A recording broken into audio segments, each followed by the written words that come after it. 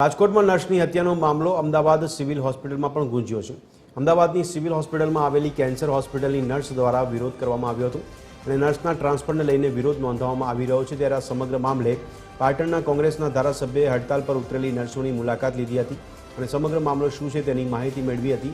સમગ્ર મામલે રાજ્ય સરકારને પણ રજૂઆત કરશે તેવી બાંહેધરી આપી હતી।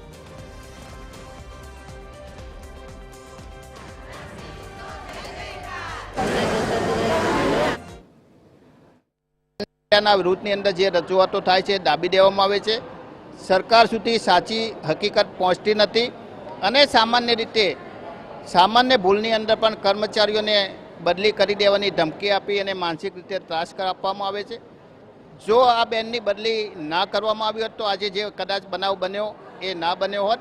આ તમામ બાબતોની અમે ઉચ્ચ કક્ષાએ રજૂઆત કરવા માટે વાસ્તવિક પરિસ્થિતિ શું છે એની જાણકારી લેવા માટે આજે અમે સ્થાનિક અહીં આવ્યા છે।